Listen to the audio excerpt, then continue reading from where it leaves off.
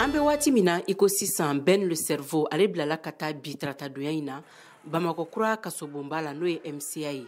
Ben le cerveau ale minɛna kun min na Sidiki Kuyate n'o y'a jɛɲɔgɔn ye u ka jɛkulu yɛlɛwolo debout sur le rempart o kumalasela fɛnɛ don a bɛ ɲɛfɔli k'an ye sabula ani Ben ne tun bɛ ɲɔgɔn bolo kunun a minɛlen kɔ Bige maaw fɛ. Kunu ka an to Amdalaye kaburudon na Amdalaye kaburudon an ka cɛkɔrɔba min ne bɛ tali kɛ Amadu Sedu Tarawele n'an b'a wele k'a fɔ Amadu Jikɔrɔni ale ka fatuli kɔfɛ i bɛna ye k'a fɔ san o san an bɛ taa ka kaburu jura ka dugawu k'a ye ka tasi bila k'a ye an taara o kaburu jura la an bɛ bɔ yen wagati min na Bige mɔgɔ fila olu nana yira Ben na k'a fɔ ko procureur n'o ye min sigilen don an bɛ don min na ko bi réseaux sociaux ko k'u kunna donc ko ka yamaruya kama ko a kan ka taa donc kunu a taara a lamɛnna lamɛnni fanba bolila min kan o de ye k'a fɔ ko a ye kele dɔ kɛ n'o ye émission dɔ ye min kɛra i bɛna ye k'a fɔ karijan tɛmɛnen n'o bɛnna fɛn bɛ tali kɛ kalo tile 27 ma min kɛra arajo sanfɛ arajo min n'an b'a wele k'a fɔ ko Voix du Mali donc ko o kuma nɔ kan a yera ko yɛrɛwolo y'a fɛla de yira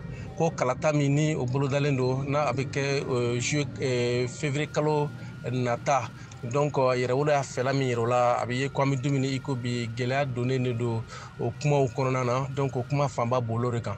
sisan kɔni a yira ko fɛn min bɛ tali kɛ fɛn bolila kan u ye mandat da kan ka taa bila MCA la. An b'aw ladɔnniya k'a fɔ Ben le cerveau ale lamɛnna bi sɔgɔmada in na commune 6 tribunal fɛ min ka baara ɲɛsilen don anti-cybercriminalité koɲɛw ma yanni a ka taa Bamakɔ kasobonba la n'o ye MCA ye a ka jɛkulu yɛlɛwolo debout sur le rempart maaw olu fɛnɛ tun bɛ a tribunal kofɔlen da la sɔgɔmada in na u y'a yira k'u ka ɲɛmaa minɛli tɛna kɛ sababu ye k'u ka wulikajɔw bali yaasa yɛlɛma ka kɛ jamana kɔnɔ. Sidiki Kuyate. An kɔni sera ka wagati kɛ ka jamana kɔnɔdenw dusukun na min k'u hakili jɔ tiɲɛniwalew dɔ kan min bɛ tali kɛ tiɲɛniwale la ka bɔ jamana kɔ kan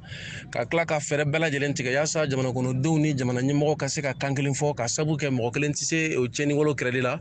ko kan kɛlɛ kɔni na a ɲɛ sɔrɔla la dɔɔni fo an ye dɛmɛbagaw sɔrɔ minɛn ko dɔ fana sɔrɔla la hali n'a sɔrɔ k'a fɔ ko wagati kun kɛra lakana ko kun ye jamana kɔnɔ wasoko ye tiɲɛ don bi an ka ɲɛmɔgɔ o minɛlen don mais an ka ɲɛmɔgɔ minɛla a bɛɛ ye kɛlɛkun kelen de o de kama an bɛ don min na ko bi tant que jamana kɔnɔdenw tɛ se ka u sago fɔ jamana kɔnɔ u tɛ se k'u ka miirina fɔ u tɛ se ka ban tiɲɛniwale ma o b'a yira k'a fɔ ko hali bi ko majɛba bɛ jamana ko la donc kɛlɛ a b'a kun tilenna de minɛ komi n'a fɔ cogo min na yɛrɛwolo a ye laseli min kɛ kunun n'a ka communiqué ye. Commune 6 kiiritigɛso min ɲɛsinnen bɛ cybercriminalité koɲɛw ma a y'a yira k'a fɔ ko Ben le cerveau ka kiiri bɛna kɛ septembre kalo o tile 8 san 2023 min bɛ bɛn juma nata ma. Mariam Kuyate ka laseli don ka bɔ Bamako VOA Bambara tɔgɔ la.